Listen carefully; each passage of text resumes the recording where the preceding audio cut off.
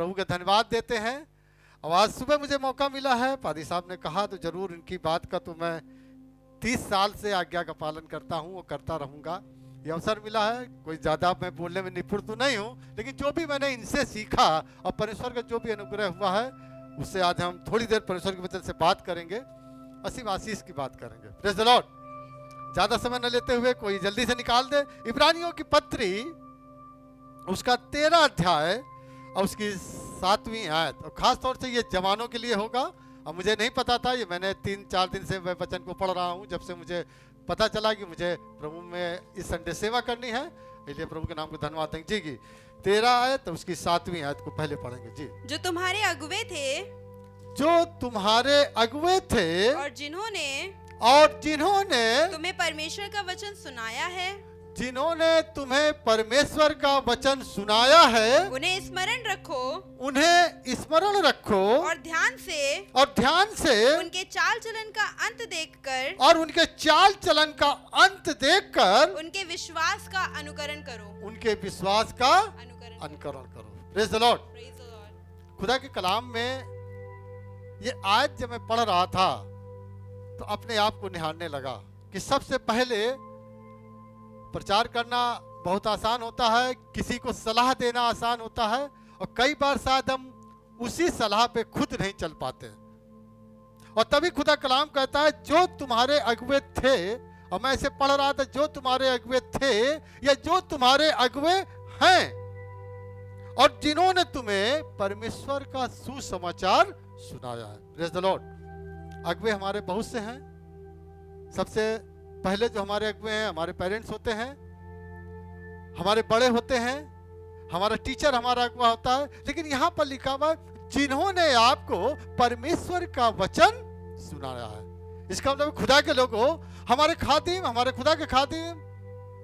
दुनिया की बातें तो टीचर बता सकता है, हमारे पेरेंट्स हमें बता सकते हैं, लेकिन परमेश्वर की भेद की बातें जो तुम्हारे अगुवे हैं, जो परमेश्वर के वचन को सुनाते हैं, वही बता सकते हैं। और इसलिए हमें ध्यान से उनको याद करने की जरूरत है। हम दुनिया की बातों को याद कर लेते हैं, बहुत से लोगों की बातों को याद कर लेते हैं, अपने रिश्तेदारों की बातों को याद कर लेते हैं, लेकिन अपने उस खुदा के खादिम को, जिसने हमें परमेश्वर के वचन को सुनाया है, शायद उसके अधीनता में हम रहने पसंद नहीं करते हैं। और इसलिए जवानों, एक बात की जरूरत है, अगर आप परमेश्वर में हैं तो आप याद रखें, कहीं भी रहें और किसी भी क्षेत्र में रहें, लेकिन अपने अगुवे के अधीनता में रहें, और तभी आप आशीष पाएंगे। हमारे खुदा यीशु मसीह के जीवन को देखें, वो सब कुछ उसके हाथ में था, लेकिन फिर भी वो अपने पिता के अधीनता में अपने सारे काम करता था। वरन वो प्याला जो उसको पीने पर था, चाहता तो वो उस प्याले को टाल सकता था, वो आसमान के स्वर्गदूतों से कहता और वो टल जाता, लेकिन फिर भी उसने एक बात को कहा, अपने पिता की अधीनता में कहा, उसने कहा मेरी नहीं वरन तेरी मर्जी पूरी हो। हमें पता है कि आज के बच्चे, हमारे बच्चे हमसे ज्यादा योग्यता रखते हैं, लेकिन आपको एक बात ध्यान रखने की जरूरत है कि फिर भी आपको अपने अगुवों के अधीन रहने की जरूरत है। आप किताब पढ़ करके एजुकेशन हासिल कर लिया है, योग्य बन गए हैं, लेकिन आपके अगुवे का जो तजुर्बा है वो उन्हीं से मिलेगा, किताबों में शायद वो मिल नहीं पाएगा। और इसलिए खुदा का कलाम जब मैं पढ़ रहा था तो लिखा तुम अपने अगुवे के अधीन रहो, और खास तौर से उनके जिन्होंने तुम्हें परमेश्वर के वचन को सुनाया है। उनकी चाल को ध्यान से देखो और उनकी चाल का अंत देख करके उसको अनुसरण करो। और जब ऐसा करेंगे तो परमेश्वर के लोगों, हमें जीवन में आशीष मिलती रहेगी। जब हम अगुवे से भटक जाते हैं या अपने मर्जी का काम करते हैं तो शायद हमारे जीवन में उतार चढ़ाव आने लगते हैं। लेकिन अगर आप चाहते हैं कि आपके जीवन में आशीषित बने रहें, आपका जीवन परमेश्वर के अनुग्रह से भरा रहे, हमारे बच्चे भरे रहे, हमारा परिवार आशीषित रहे, तो आपको अपने अगुवे के अधीनता में रहने की जरूरत है। हमें बड़ी खुशी हुई पिछले संडे की आराधना को, वो खुदा के खादिम आए, परमेश्वर ने उनको अपनी रूह से भरा, लेकिन उन्होंने ये कहा पता कि जो यहाँ मैंने देखा है वो और कहीं, यहाँ की अधीनता, यहाँ की आराधना, यहाँ का आप लोगों को विश्वास देख करके उन्होंने बड़ाई की। और ये सब इस कारण है क्योंकि ये कलीसिया अपने अगुओं के अधीनता में चलती है। हमें अपने अगुए को अपने जीवन में प्रथम दर्जा देने की जरूरत है। हम कई बार साधारण सी बात अपने अगुए को छोटा सा मान लेते हैं, सारे काम के हम फैसले ले लेते हैं, सारे काम अपने निजी हो या पारिवारिक हो या परमेश्वर में, हम जब सारे फैसले ले लेते हैं और फिर लास्ट में हम पादी साहब को फोन करते हैं और कहते हैं पादी साहब सिर्फ आकर के आप सिर्फ आगे जान गए होंगे, सिर्फ दुआ कर दीजिएगा। और फिर कहते हैं बाद में कई निर्णय शायद हमारे गलत साबित होते हैं। लेकिन मैं आपको बताऊं खुदा के लोगों, अगर आप अपने जीवन में और बच्चों अपने निर्णयों में अगर खुदा के खादिम की प्राथमिकता दोगे तो परमेश्वर की आत्मा में हो करके जो वो आपके लिए प्रार्थना करेंगे, जो उनके मुख से आपके लिए भजबाड़ी निकलेगी, उसमें हमेशा परमेश्वर की आशीष ठहरने पाएगी। और जहां कहीं भी आप जाएंगे परमेश्वर की आत्मा आपके साथ जाएगी। Praise the Lord. शायद आप कहीं जॉब पे जाएंगे, आप नौकरी पे जाएंगे, वहां कहेंगे हम तो अकेले मसीह हैं, लेकिन आप ध्यान रखना आपकी खुदा और आपके अगुए की दी हुई आशीष आपके साथ होगी। Praise the Lord.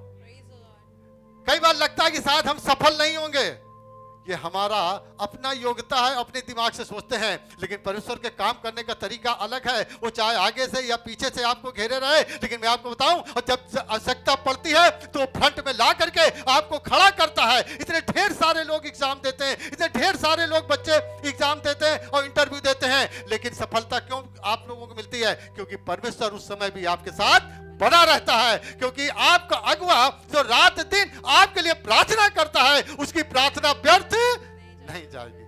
Praise the Lord. रोज जो हम घर में मम्मी का हाथ का खाना खाते हैं शायद अच्छा नहीं लगता, लेकिन एक दिन बाहर खा के आते हैं तो टेस्ट बदल जाता है। कभी कभी टेस्ट हम लोग भी बदलते हैं। पिछले संडे टेस्ट बदला था हम लोगों का। Praise the Lord. आ सकता है, लेकिन जो हमारे घर का खाना जो हम हर हफ्ते खाते हैं, उसकी तैयारी कितने मेहनत से हमारे खादिम करते हैं, हमें उसी पर हमारा पालन पोषण और तंदुरुस्ती भी हमको उसी पे मिलती है जो हम रोज खाना खाते हैं। एक दिन का खाना आप खा करके तंदुरुस्ती को हासिल, इसलिए हमें अपने को याद रखने की जरूरत है और अपने अगुए के अधीनता में रह करके जीवन बिताने की जरूरत है। Praise the Lord. और इस बात का मैंने अपने जीवन में अनुभव किया है। मैंने पादी साहब अगर हमारे साथ ना होते तो हम मसीह में भले होते, लेकिन कलीसिया का शरीक। आज मैं भी कहता हूं कि जब तक हमारे पादी साहब सेवा में रहेंगे मैं इनके पीछे चलता रहूंगा। अगर इनका एक अंश भी मेरे अंदर आया तो मैं अपने आप को सौभाग्यशाली समझूंगा। Praise the Lord. 5-5, 6-6 घंटा मैं सोच रहा था, ये ऐसा नहीं कि मैं सिर्फ कह रहा हूं, मैंने इमेजिन किया। और पिछले 92 से अब तक मैंने देखा पादी साहब जितनी हम लोगों के लिए चिंता करते हैं, प्रार्थनाएं करते हैं, और आज उन्हीं की दुआएं हैं जो एक घूरे से उठा करके हमको इस बीच में खड़ा किया। Praise the Lord. कई बार हम भागे हैं, ये बात पक्का है। जब जाज में रहते थे तो अक्सर गोला मारते थे। 2 गोला मारे, तीसरे हफ्ते पादी साहब की स्कूटर हमारे घर पे। खुदा का प्लान देखिए, हमारी हैसियत नहीं थी कि हम पादी साहब के बगल में आके रहे। पादी साहब की ये हमारे डेविड भैया का अनुग्रह रहा कि इन्होंने हमको भागने से अपने बगल में ले आए। फिर भी जब चरारी में चर्च होता था तो कई बार हम सोचते थे निकल जाएं, तब तक गेट से नहीं झांकते थे। हमारे पादी साहब गेट पे रुक के कहते आ रहे हो ना, तब हम तैयार होते थे। मैं आपको बताऊं उसका रिजल्ट ये है कि खुदा बाप ने हमें अपने खुदा के खादिम के साथ बनाए रखा। अब वो आशीषें पहले खुदा अपने खादिम को देता है और फिर वही आशीषें हमें मिलती है। Praise the Lord. जब दूसरे मेहमानों को बुलाते हैं तो जो खाना तैयार करते हैं तो क्या करते हैं? पहले उनको खिलाते हैं और बाद में खुद भी तो खाते हैं। इसलिए खुदा के लोगों, जो आपके खादिम को आशीष मिलेगी, अगर आप उनके पदचिन्हों पे चल रहे हैं और उनकी चाल चलन का अनुसरण कर रहे हैं तो निश्चित तौर पर वो आशीष आपको भी निश्चित समय आने पर आपको भी मिलने पाएगी। और इसलिए ध्यान रखो, लिखा जो तुम्हारे अगुए हैं और जिन्होंने तुम्हें परमेश्वर का वचन सुनाया। सबसे बड़ी बात, जिन्होंने तुम्हें परमेश्वर का वचन सुनाया है। दुनिया में और सलाह मिल सकती है, लेकिन परमेश्वर का वचन तुम्हारा खादिम तुम्हें सुनाता है और इसलिए हमें उसके अधीनता में रहने की जरूरत है। इसकी 15वीं आयत को पढ़ें जी। इसलिए हम उसके द्वारा स्तुति रूपी बलिदान अर्थात उन होठों का फल जो उसके नाम का अंगीकार करते हैं, जो उसके नाम का, किसका? हमारा प्रभु यीशु मसीह का। परमेश्वर को सर्वदा चढ़ाया करें। क्या चढ़ाएं? स्तुति रूपी बलिदान। अपने परमेश्वर, अपने खुदा के खादिम की अधीनता में रह करके स्तुति रूपी बलिदान जो उसके नाम का कहलाता है, सर्वदा चढ़ा। कोई बड़ी बात नहीं मांगा जा रहा। खुदा के कलाम ने उसे कहा कि सिर्फ आप एक काम करें, अधीनता में रह करके उसकी स्तुति करते रहें, उसकी प्रशंसा करते रहें, उसकी बड़ाई करते रहें, और इसके द्वारा परमेश्वर आपके जीवन में काम करेगा। पिछले संडे आपने इस बात को देखा कि खुदा का खादिम की स्तुति और प्रशंसा कर करके परमेश्वर की आशीष हम लोगों के बीच में बो करके जाने पाए। सिर्फ प्रचार कर देने से ही आशीष नहीं आएगी, हाथ रख देने से आशीष नहीं आएगी, लेकिन आशीष जब मिलने पाएगी अपने अगुवे की अधीनता में रह करके, जब धन्यवाद रूपी बलिदान आप परमेश्वर को चढ़ाएंगे तो आपके जीवन में आशीष ठहरने पाएंगे। और माँ बाप की आशीष अपने बच्चों पे ठहरने पाती है। शायद हमारे काम इतने अच्छे नहीं, मैं खुद अपने आप को कहता हूँ, रोजगार करता हूँ, कई बार झूठा सच्चा होता रहता है, मैं ये बड़ाई नहीं करता, लेकिन खुदा का धन्यवाद देते हैं कि हम हर पल समय मिलते ही अपने अगुवे के साथ बैठते हैं तो सारी बातों में परमेश्वर हमको अपनी लाइन पर ले आता है। और इसलिए हमें अपने अगुवे के अधीनता रहने की जरूरत है। पहला पत्रस उसका 5 अध्याय उसकी 5वीं आयत को पढ़ेंगे जी। इसी प्रकार हे नवयुवकों, यानी आज जवानों पर बात है, यानी हमारे ऊपर जी। इसी प्रकार हे नवयुवकों, तुम भी प्राचीनों के अधीन रहो, बच्चों को भी और जवानों को भी। वरन तुम सब एक दूसरे की सेवा के लिए दीनता से कमर बांधे रहो, क्योंकि परमेश्वर अभिमानियों का विरोध करता है, परंतु दीनों पर अनुग्रह करता है। हे नवयुवकों, जवानों की तरफ इशारा करता है। हे जवानों, अपने प्राचीनों के अधीन रहो। अगर परमेश्वर का अनुग्रह चाहते हैं बेटे बेटियां जवान, तो आपको अपने प्राचीनों के अधीनता में रहने की जरूरत। उसका अनुग्रह अभी जो हुआ है वो पूरा नहीं है, अभी तो बड़ा अच्छा वाला दाखरस बाकी है। अभी जब एक इंटरव्यू दिया, सिलेक्ट हो गया, जो भी बाकी दिए ना उनका भी रिजल्ट आएगा, फिर परमेश्वर जो सबसे अच्छा होगा वहां पर आपको ले जा करके रखेगा। सिर्फ एक काम करे, हे नवयुवकों, अपने प्राचीनों के अधीनता में बने रहे, और जब जब उसकी अधीनता में होंगे तो परमेश्वर अनुग्रह करेगा, आपके हाथों के द्वारा अनुग्रह करेगा। आपको याद होगा कि यूहन्ना रचित सुसमाचार में वो शादी के घर में जब बोझ कम हो गया, दाखरस कम हो गया, वहां पर यीशु मसीह उसके चेले मौजूद थे। जब ये बात यीशु मसीह के माँ को पता चली कि इस घर में दाखरस कम हो गया है, तो उसने चेलों को बुला करके सिर्फ एक ही सलाह दी थी कि जो तुमसे कहे वही करना। पता है क्यों कहा था? क्योंकि यीशु मसीह की माँ जानती थी कि ये चेले कई बार अपने आप को योग्यता से ज्यादा समझ लेते हैं। नहीं, अब तो हम इंग्लिश भी बोल लेते हैं, पादी साहब तो कभी इंग्लिश नहीं प्रचार करते, कई बार हमारे जीवन में आ जाता है। यीशु मसीह की माता ने चेलों को बुला करके सिर्फ ये कहा, जो तुमसे कहे वही तुम करना। तुम उसकी अधीनता में काम करोगे, अपनी बुद्धि और ज्ञान को मत लगाना। इस समय तुम्हारे ज्ञान और बुद्धि की जरूरत नहीं है, लेकिन तुम्हारे हाथों के द्वारा अनुग्रह होगा। लेकिन एक बात को ध्यान रखना, जो तुमसे कहे तुम वही करना। कई बार हमसे कहा जाता है कि नहीं, ये हम शायद अपना ज्ञान लगा देते हैं।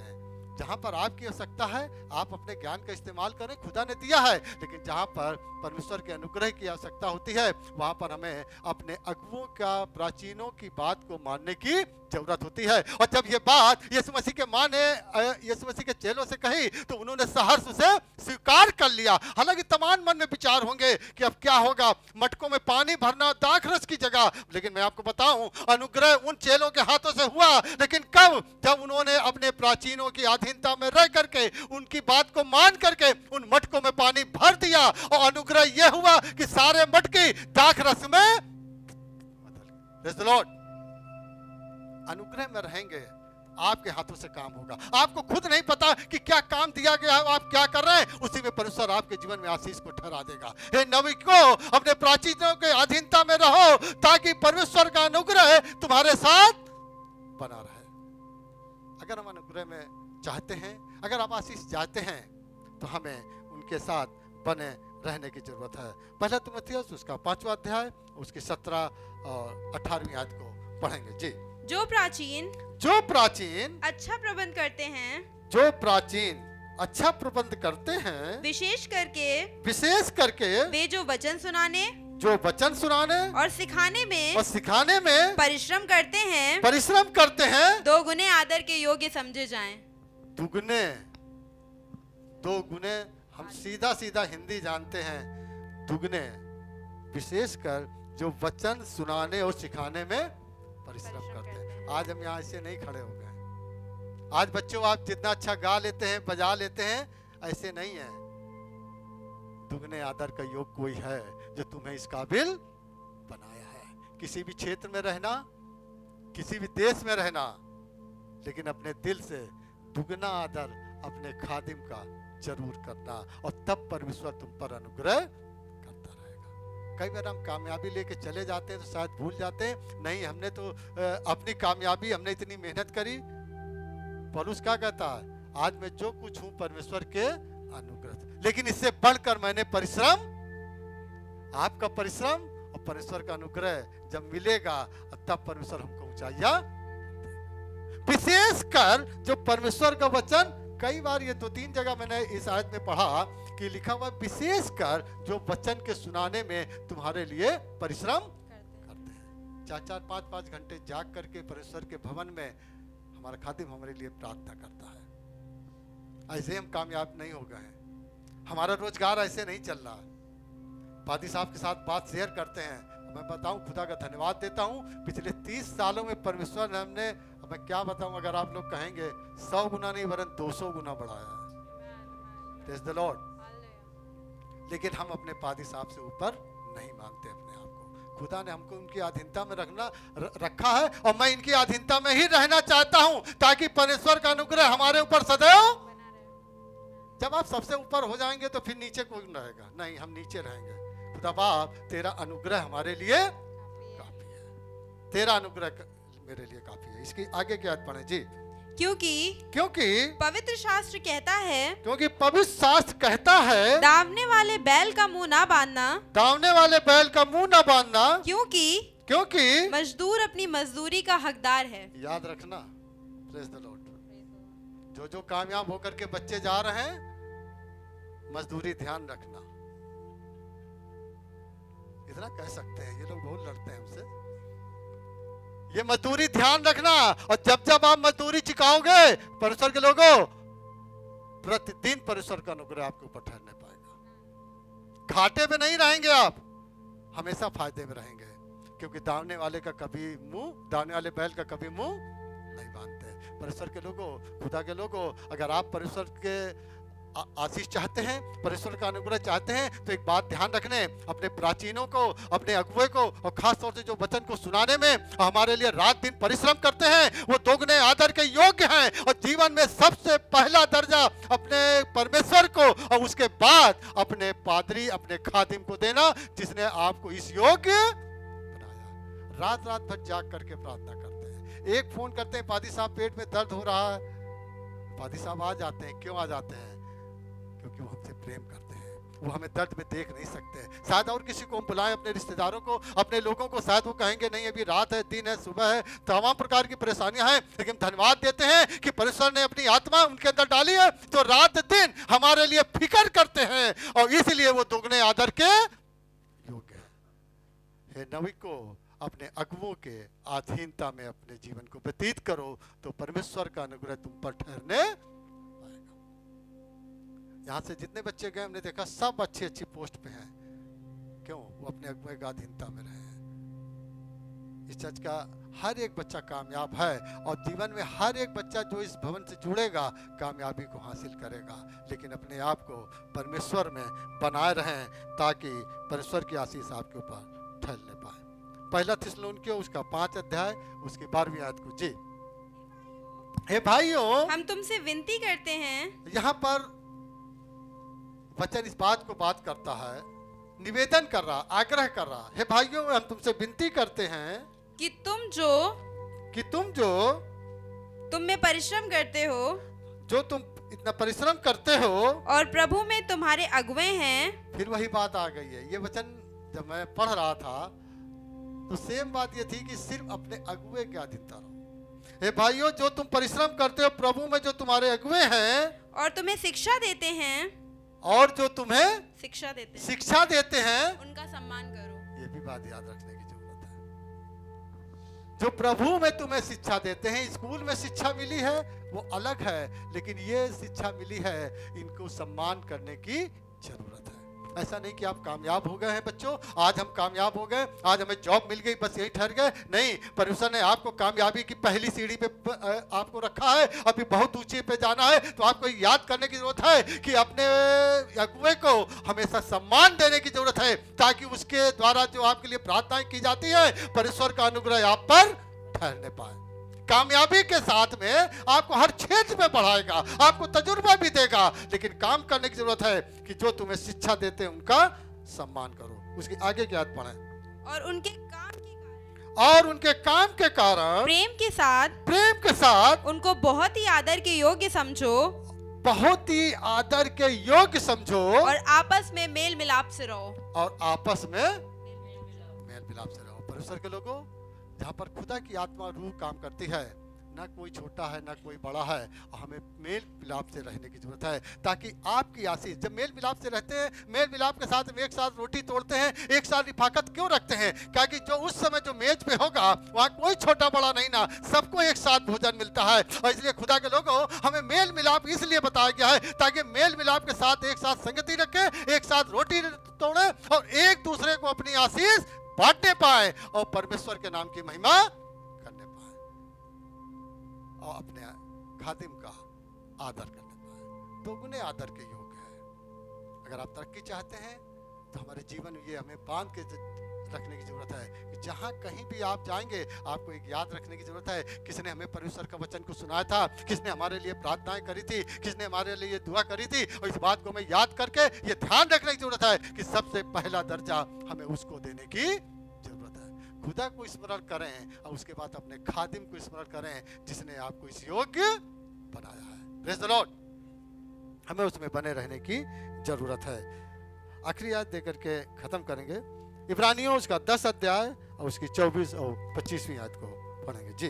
और प्रेम और भले कामों में उस्काने के लिए, और प्रेम और भले कामों में, हम लोग कई बार और भी कई काम ऐसे होते हैं शायद उसमें हम एक दूसरे को प्रोत्साहित कर देते हैं, लेकिन यहाँ पर वचन इस बात को बताता है कि प्रेम और भले कामों में उस्काने के लिए हम एक दूसरे की चिंता किया करें। क्या करें? चिंता किया करें। अगर हम आज कामयाब हो गए हैं तो जो हमारा बाजू वाला है, जो हमारा दोस्त है, जो हमारा क्लीग है, हमें उसकी भी चिंता करने की जरूरत है। ये हम नहीं, ये परमेश्वर का वचन सिखा रहा। बच्चों, जब आप कामयाब हो जाना तो अपने छोटों की चिंता करना, अपने कलीसिया की चिंता करना, अपने कलीसिया के लोगों की चिंता करना, भले कामों उस्काने के लिए एक दूसरे के साथ मिले रहना जी। आगे और एक दूसरे के साथ इकट्ठा होना ना छोड़ें। और सबसे बड़ी बात परमेश्वर के लोगों कि एक दूसरे के साथ, खास तौर से मसीह भाई और बहनों के साथ, अपने मसीह क्लूक के साथ इकट्ठा होना ना छोड़ें। जैसे कि कितनों की रीति है, कितनों की रीति है, पर एक दूसरे को समझाते रहें। और ज्यों-ज्यों उस दिन को निकट आते देखो, और ज्यों-ज्यों उस दिन को, किस दिन को? परमेश्वर के आगमन के ज्यों-ज्यों उस दिन के आने को निकट देखो, त्यों और भी अधिक ये किया करो, किया करो। Praise the Lord.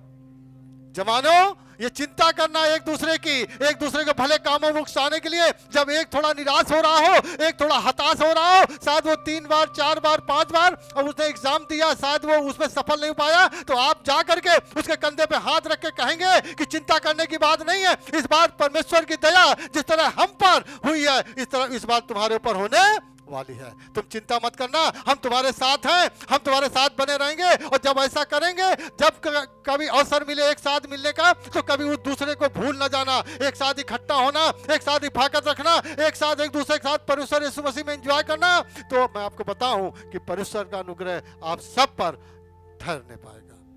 Praise the Lord. विशेष कर इकट्ठा होने, और जब जब जैसे आपको परमेश्वर कामयाब करे वैसे आप इकट्ठा हुआ करना। हम देखते हैं इस कलीसिया के बच्चे जो बाहर हैं, जब जब आते हैं वो छोटे बच्चों को जो उनसे छोटे इकट्ठा करते हैं, ये बहुत ही अच्छी बात है।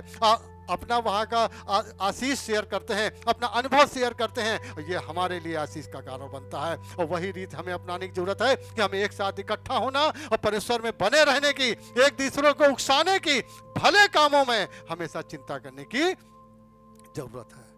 जब आप भले कामों में उकसाएंगे, परमेश्वर आपको आशीष देगा, आपके ऊपर आशीष ठहरने पाएंगे, आप दूसरे के लिए प्रेरणा योग्य बनेंगे। लेकिन एक बात ध्यान रखना कि सदैव अपने अगुओं के अधीन रहो, वो दुगने आदर के योग है। रात दिन हमारे लिए प्रार्थना करते हैं, रात दिन हमारे लिए जागते हैं, हर एक कामयाबी के लिए, एक एक के लिए दुआ प्रार्थना करते हैं। आज हम इस काबिल यूं ही नहीं हो गए हैं, किसी ने हमारे लिए तो प्रोत्साहित किया है, किसी ने हमारे लिए जाग जाग करके परिश्रम किया है। और इसलिए खुदा के लोगों, प्रभु यीशु मसीह में सिर्फ एक ही बात है कि तुम अगुओं के अधीन रहो, तो परमेश्वर का अनुग्रह तुम पर बना रहेगा। Praise the Lord.